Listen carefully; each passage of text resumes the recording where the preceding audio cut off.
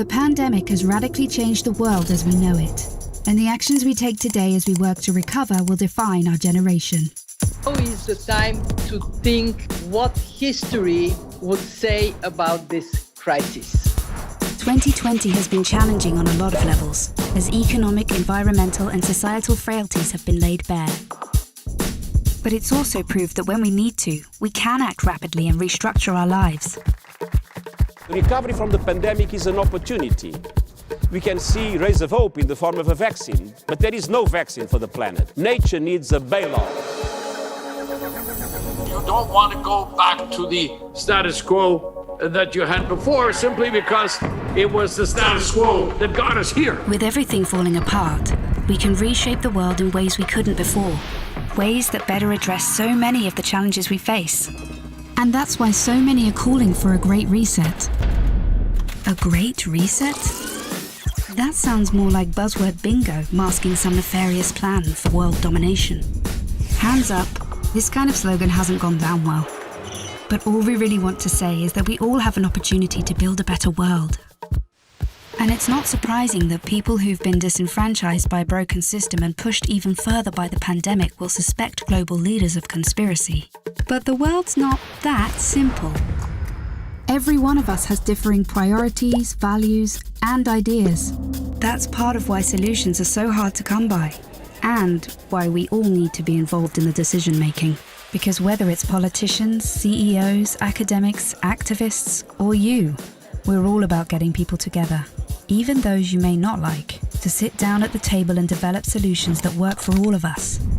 But we need enormous trust between the private sector and the public sector for this to actually work.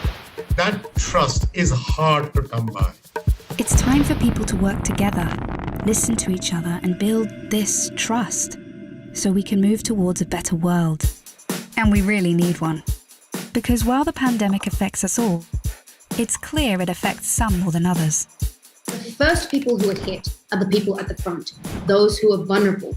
It is those on the front line who take it first, and that is simply unacceptable. See, at the start of 2020, 1% of the world's population owned 44% of the wealth.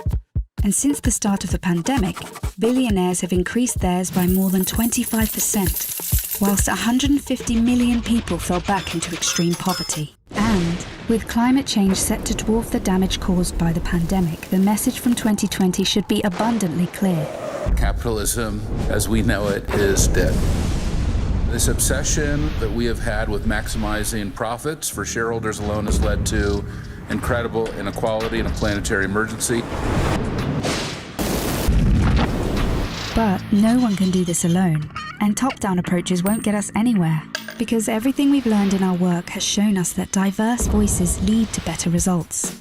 And it's for these reasons that the Forum talks about something called stakeholder capitalism, which would shift businesses away from just profit. Because if we want to change where the focus of our recovery will go, then we need a new dashboard for the new economy. And that needs to encompass people, planet, prosperity, and institutions.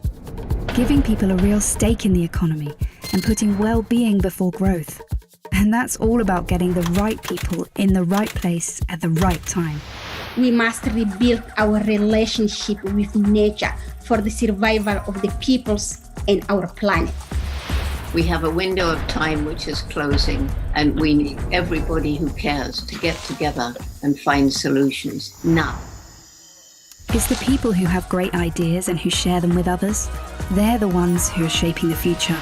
So if you want to be a part of the change, then tune in, turn on, and get involved. Follow the Davos agenda, right here, online, on YouTube.